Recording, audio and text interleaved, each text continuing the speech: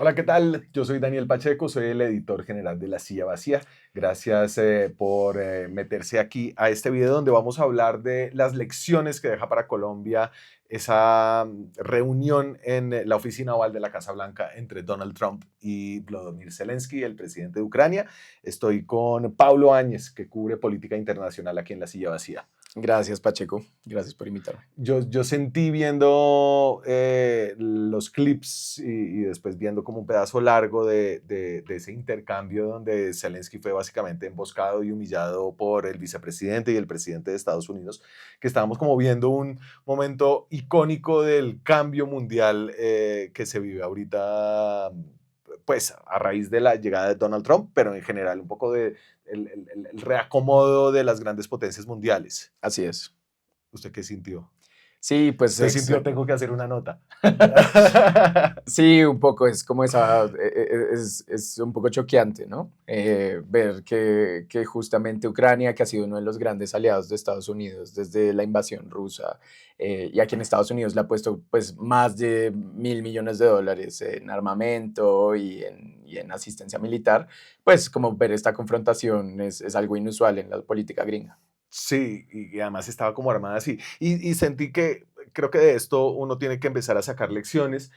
Ahorita es Zelensky, nosotros estuvimos ahí como en una crisis fugaz, Sí. que realmente se siente ahora como una crisis fugaz y no tan grave como la que está viviendo Ucrania, al que le retiraron toda la plata.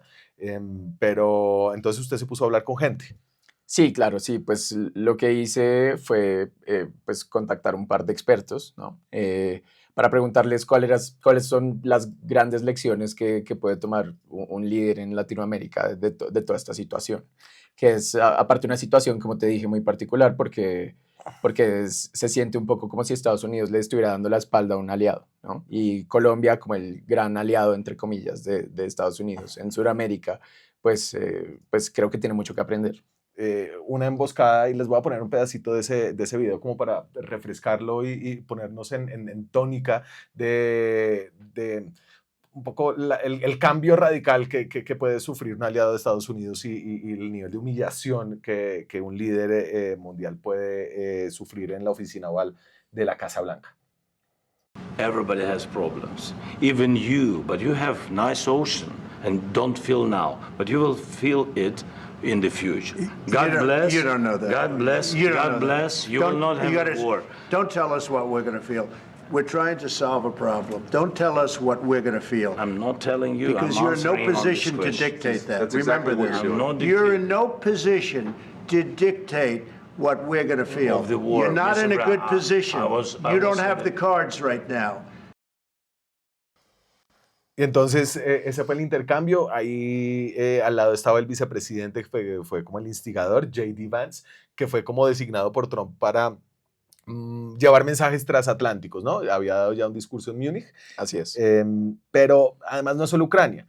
Entonces ayer, a mí en el caso de el NAFTA, ya no se dice así, el Tratado de Libre Comercio Sí, ahora es el Tratado de Estados Unidos, México, Canadá. que renegoció Trump. Ahora, en ese caso, en el de las nuevas tarifas del 25% para México y Canadá, lo que me parece más sorprendente es como los canadienses, es decir, con México, Estados Unidos siempre ha tenido una relación que es muy cercana por su vecindad, pero con unas distancias importantes. Claro, sobre todo pero, culturales. pero con Canadá, pues no, había como un nivel Mm, de interconexión muy grande. sí. Y a ellos también les clavaron un 25% de tarifas. Sí, exacto. Sí, por eso te digo que esto nos despierta un poco aquí en Colombia, porque históricamente nos hemos pensado, de pronto los gringos no nos han visto siempre así, pero creo que históricamente nos hemos pensado como ese gran aliado, ¿no? Sí. Como un tipo así de Canadá, pero en América Latina. Y ahora, no solo por la crisis que ya vivimos el 26 de enero, sino con todo este distanciamiento de otros aliados, pues prende un poco las alarmas acá. Y la primera lección que usted, ¿con quién habló? Hablé con profesores, ¿no? Entonces hablé con expertos en relaciones internacionales como Sandra Borda en la Universidad de los Que Andes. escribió un libro y como ha estudiado mucho la relación con Claro, Estados Unidos. sí, claro. Después hablé con Juan Gabriel Gómez de la Universidad Nacional. Del IEPRI, digamos, Del como IEPRI. una visión distinta de una escuela, digamos, de pensamiento que un poco más de izquierda. Sí, podría decirse, aunque igual es muy crítico de la izquierda colombiana. Después hablé con Geoff Ramsey, que es un analista de este think tank, el Atlantic Council en Washington. Sí, que el Atlantic Council es un centro de pensamiento, digamos que bipartidista, que trata como de tener gente de los dos lados. Tiene una visión muy a lo gringo, ¿no? Del hemisferio occidental, que Sí. llaman los gringos. Es interesante. Luego también charlé con una fuente muy especial que tengo, que es un alto funcionario de la OEA, que pues siempre pide la reserva de su nombre, pero que creo que es muy bueno para este tipo de conversaciones, que también está en Washington. Y finalmente hablé con... Esos fueron, no, me falta uno. ¿sí? Sí. Bueno, ahorita ya se acuerda de cuáles fueron. Con Entonces, Marcela Prieto, Marcela la Prieto. directora y consultora de Vision America. Ok, entonces de ahí usted extrae 6 lecciones, que está chévere, ¿no? Que el formato lista a mí me parece chévere para este tipo de cosas, pues es como bien puntual. La primera lección, que la pensamos y la reorganizamos y creo que estuvo bien como pensarla como la primera lección es, nada va a volver a ser igual, ¿no? Yo creo que en Sí. Colombia a veces pensamos en, bueno, ¿cómo podemos recuperarnos para estar en la posición en la que estábamos en el año 2000, cuando George Bush declaró la guerra contra el terror y nos volvimos como un foco muy importante de asistencia de Estados Unidos? Metieron más de 10.000 millones de dólares en el Plan Colombia. Eso no va a volver a pasar. No, justamente no. Pues expertos como Sandra Borda me decían, ese barco ya zarpó, ¿no? Ese barco ya zarpó. Sí, pero no solamente por Petro, sino por el mismo Trump, ¿no? O sea, No, digamos que la crisis con Petro realmente sí puede haber sido y puede seguir siendo pensada como algo muy puntual, como sí, el mismo canciller lo dijo en el momento, un impasse, ¿no? sí. Pero pues creo que Trump, justamente Sandra me dijo eso y es que tenemos que dejar de pensarlo como un paréntesis, ¿no? Entonces, antes pensábamos que Estados Unidos tenía una política exterior y unos valores muy claros, Trump entra como un disruptor, un paréntesis uno y que esto es un paréntesis dos. Pero ya no, realmente es una persona que está como haciendo una reingeniería de todo el sistema político gringo. A ver, yo creo que eso era claro, obviamente es patentemente más claro ahora con Trump y como estos incidentes, pero era claro desde Joe Biden, digamos que el Partido Demócrata y en su plataforma de política exterior también hay como un alejamiento de esos lugares de intervención en el mundo. La salida de Afganistán fue como la imagen de eso, pero el hecho de entender que nada va a volver a ser igual, creo que le permite a uno abrir la cabeza a dejar la nostalgia, ¿no? Y a entender que el objetivo hacia adelante es una vaina distinta. Claro. Nadie sabe muy bien exactamente cómo, ¿no? Sí, o sea, parte de todo esto es que todos los expertos coinciden en una cosa y es que aún no sabemos cuál es ese como nuevo orden mundial al que vamos a llegar. Sí. Estamos como en una especie de, como de periodo de transición, como en un periodo intermedio que causa mucha ansiedad porque desconocemos mucho, sobre todo a Estados Unidos, Sí. pero también el fortalecimiento de varios regímenes autocráticos en todo el mundo, desde Rusia, Irán, Venezuela. Ahora Trump tiene unas tendencias que, pues si bien están enmarcadas dentro de una democracia, son tendencias autocráticas. Y creo que eso es importante para pensar que ya no podemos medirlos con la misma vara del pasado. Listo, la segunda elección, pues la voy a poner como muy coloquialmente, es no torear. Los gringos dicen don't poke the bear, Sí, que es como no chuse al oso. al oso, sí, Aquí lo podríamos decir como no torea a Trump. exacto. Em, y a él no le gustan los líderes fuertes, la gente que se le para, ¿no? Pues más o menos, depende, porque ahí hay como una mezcla entre ideología y tipo de liderazgo, ¿no? Juan Gabriel Gómez, de la Universidad Nacional, me contaba que él clasifica a partir del psicoanálisis a Trump como un narcisista maligno, ¿no? Es como este tipo de persona que proyecta todas sus deficiencias, sus carencias, sus ansiedades hacia los demás, entonces busca chivos expiatorios, es súper divisor, es como nosotros y ellos, ¿no? Y creo que esto de no torear a Trump es importante teniendo en cuenta su personalidad, porque justamente a él le gustan unos líderes que son fuertes y que tienen bastante poder, como del estilo de Nayib Bukele Sí. o Putin, el mismo Putin. Pero pues cuando son líderes de izquierda le molesta mucho, porque Sí. se siente atacado, se siente pues sí, directamente confrontado y eso hace que esa provocación sea muy peligrosa, Ahí como pasó hubo con Colombia. un momento en el que Zelensky lo sacó de casillas con el comentario de ustedes van a sentir básicamente lo que estamos sintiendo nosotros, ¿no? Él dice como que you have nice ocean, ¿no? Sí, Tienen un lindo océano sí, sí. entre Rusia y ustedes, pero ustedes también lo van a sentir y ahí es que a Trump un poco se le dispara Mm, el empute básicamente y empieza, no nos diga que debemos sentir, claro. ¿no? A Petro le pasó de alguna forma cuando canceló los vuelos que ya estaban autorizados y que ya venían para acá y finalmente el canciller Murillo y Laura Sarabia terminaron, siento que Petro lo dijo abiertamente, como pasándole por encima Ujú. y acordando unas condiciones que después Petro dijo que eran inaceptables. Le voy a poner esto de Claudia Sheinbaum, que me parece como que ayuda a poner un tono en el no torear a Trump. Y vamos a esperar qué pasa. En esto hay que tener temple, serenidad y paciencia. Y tenemos plan A, plan B, plan C, plan D. Entonces vamos a esperar. Y entonces, como paciencia, tenemos plan A, plan B, plan C, plan D. Sí.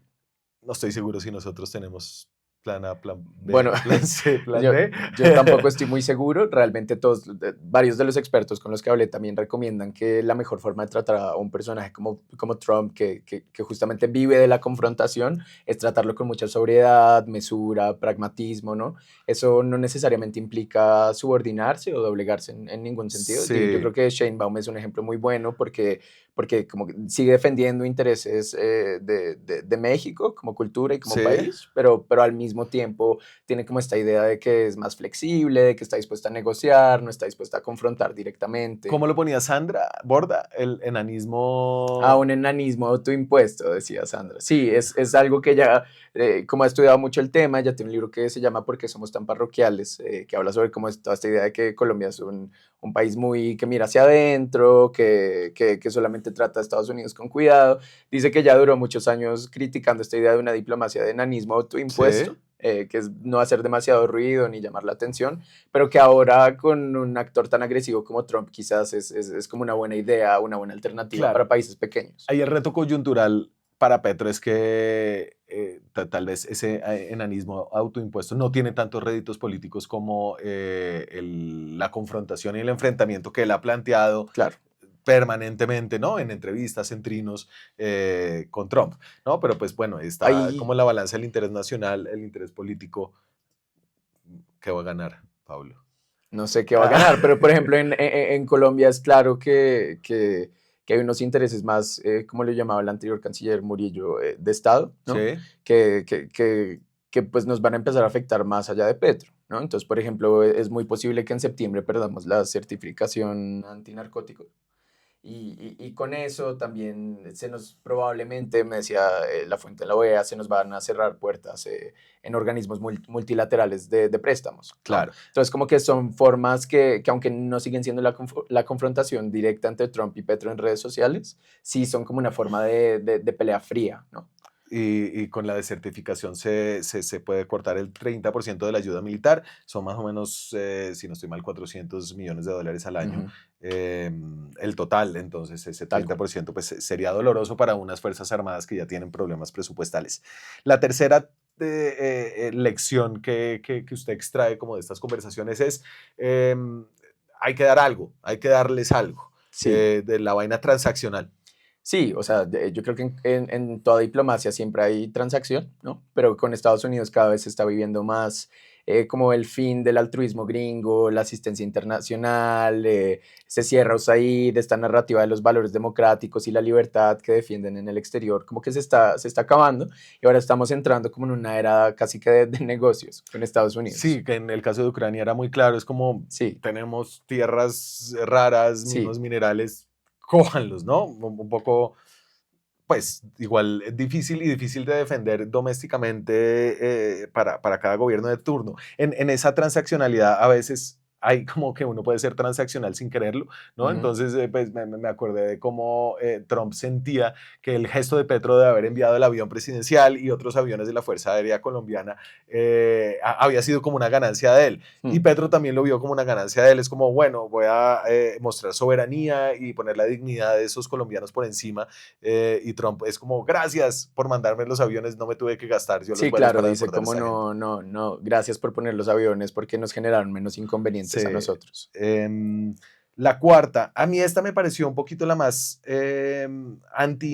como no intuitiva de sus lecciones, y es que no es tan buena idea saltar a abrir lazos con China, con un país con el que hay, digamos que ya un acuerdo en ciernes que Colombia dijo que quería firmar, que era la Franja y la Ruta, que es Ajá. como está el club de países que entran en los programas de desarrollo de China, en el que Colombia además es el único país de Sudamérica que no está. Claro. Y lo que le dicen es, no es buena idea. Sí, Colombia está como en una encrucijada porque, bueno, como bien anotaba Marcela Prieto cuando hablé con ella, la directora de Vision América en Washington, me decía que las prioridades del gobierno de Trump en América Latina son al menos tres, que son la migración, la seguridad y las drogas, y cómo resistir la influencia económica de China en la región, ¿no? Y hay países que son muy cercanos a China comercialmente, como Perú y Brasil, ¿no? Y ella dice que Colombia cumple todos estos puntos, pero de forma negativa. Entonces, en migración tiene un presidente ideológicamente opuesto a Trump, que se ha resistido. En seguridad y drogas estamos disparados en cultivos de coca y además hay crimen internacional organizado como el Tren de Aragua y el Clan Sí. del Golfo. Y además, con este acercamiento que Petro ha tenido a la iniciativa La Ruta y la Franja, pues como que podríamos estar cumpliendo el tercer check y eso nos afectaría más. Por eso dicen que es como contraintuitivo a corto plazo, porque si bien es como el otro gran hegemón con el que podríamos comerciar Sí. y tener una influencia política, Colombia, siendo tan pequeño y sin tener como muchas fichas de cambio con Estados Unidos, pues estaría como clavando más la daga. Claro, y ahí eso me hace pensar como los retos de este nuevo orden global en el cual uno diría, bueno, pues a los gringos ya no les importa que Rusia invada Europa básicamente a través de Ucrania, pero sí les importa que uno se meta con China, ¿no? Y uno dice, pero ¿cómo así? Si Rusia y China son amigos, entonces, ¿por qué no les importa que el amigo de China se meta en Europa, pero sí les importa que Colombia firme la franja y la ruta con China, ¿no? Entonces, como que esos cálculos evidentes de digamos, el mundo que existía hace unos años, pues dejan de funcionar. Sí, hay algo importante que me gustaría decir y es que si bien pensamos como a Rusia y China como amigos, pues realmente lo que parece querer Trump en esta administración es separar un poco esa amistad, generar otro tipo de esferas de influencia en la Sí. que su foco va a estar más en América Latina y por eso como esta idea de que si Colombia se mete con China pues va a ser más peligroso porque Trump y aparte a través de su secretario de Estado que es Rubio, que es hijo de cubanos, pues va a querer estar muy enfocado en América Latina y en Europa justamente se quiere retirar de Ucrania para que los europeos de Occidente se encarguen como de la situación rusa y al mismo tiempo Rusia de pronto se pueda fortalecer un poco para hacerle contrapeso a China en todo el continente de Eurasia, ¿no? Eh, y, y bueno, pues frente a Colombia sí, los expertos dicen que no sería mala idea acercarse a China en el largo plazo, Sí. ¿no? Porque Estados Unidos va a ser cada vez más aislacionista, solo llevamos un mes de Trump, ¿no? Faltan Sí. 3 años, 11 meses, entonces como que hay que hacerlo con mucho cuidado, pero incluso Sandra Borda decía algo que me parece pues, muy coherente y es que no podemos saltar a los brazos de China solo porque Trump nos matoneó, ¿no? Como que tiene que ser una decisión muy estratégica de en dónde vamos a invertir, en dónde van a invertir ellos, qué exportaciones vamos a priorizar. Sí. La quinta de 6 lecciones es que los europeos pueden ser buenos amigos. Sí, sí, justamente en el corto plazo, como Trump está como muy averso a este orden liberal, como de la diplomacia, la cooperación internacional, los valores, pues China tampoco es que esté muy en esa onda. Lo que dicen los expertos es que Europa es como el vestigio que queda de eso un poco. Sí. Tienen la duda de si pues se les retira el apoyo a Ucrania, entonces de pronto no van a tener como la inversión y los recursos necesarios para mirar más hacia América Latina, pero que probablemente sí van a estar interesados en crear nuevas alianzas, ya que pues su gran aliado en América, en el continente, pues los está dejando un poco de lado. Entonces, pues en Colombia podrían encontrar un buen aliado comercial y además, pues ya han hecho algunos pasos, ¿no? Hicieron un primer acuerdo comercial entre Mercosur y la Unión Europea Sí. y ahora entiendo que va a haber una reunión entre la Unión Europea y la CELAC muy pronto. Y la última, y creo que, bueno, no sé si la dejamos de última porque era la menos importante o la más difícil. La más difícil. No, de acuerdo, yo creo que esta es una muy importante, pero siempre ha sido muy difícil y es formar un bloque unido en América Latina, que no es Sí. un bloque ideológico, sino un bloque básicamente regional. Pues justamente por eso es que ha sido muy difícil y es que a diferencia del bloque europeo, que es como un bloque muy pensado a partir de los intereses de los estados, del comercio, una moneda común, etcétera, en América Latina todos los intentos de unión y de crear bloque han sido pues pasados, filtrados por la ideología, ¿no? Sí. Entonces como que salen bloques de izquierda, salen bloques de derecha, entonces que Mercosur, que el Grupo de Lima, que no sé qué, pero pues aquí pues lo que notan los expertos es que ya que estamos como en un periodo de transición, ¿no? De pronto también eso despierta la oportunidad de que en América Latina podamos trascender un poco esa como hiperideologización Sí. para lograr crear un bloque que nos permita resistir a ciertas políticas muy agresivas Claro. de Trump. Ahí para ese bloque se necesita realmente es un liderazgo muy decidido de Brasil. Sí, Que- que es el que más sí. grande de la región. Claro, y ellos, no sé, los brasileños ni siquiera se consideran latinoamericanos, ¿no? Se consideran es brasileños. Sí. Eh, Sí, por eso es que es muy difícil, digamos, hace poco se reunieron pues Boric, Lula, Petro y pues incluso está Pedro Sánchez, el Ujú. presidente de España, eh, pues como que hay como un momentum, ¿no? Como para este tipo de acción colectiva, pero sí es difícil con Brasil y sobre todo porque Brasil es parte de los BRICS, ¿no? Entonces, pues como que igual cualquier cercanía con ese Brasil que en este momento es de izquierda y como muy abiertamente de los BRICS, pues también va a ser una señal de alarma para Trump. Entonces, pues sí, o sea, realmente es muy difícil. Además, por ejemplo, México, que es el otro grande pues, de la región, sí, pues tiene casi que las manos un poco atadas, ¿no? Porque ellos sí que tienen que ser los más pragmáticos con Trump, porque comparten frontera, por el comercio, porque ya por fin les acaban de poner el 25% de aranceles, ¿no? Entonces, pues como que este sueño de la Unión Latinoamericana de pronto va a seguir siendo solo un sueño, no sé. si quieren ver la nota que escribió Pablo Áñez, está el link en la descripción de este video. Yo soy Daniel Pacheco, soy el editor de La Silla Vacía. Muchas gracias por vernos y nos vemos mañana. Chao. Gracias.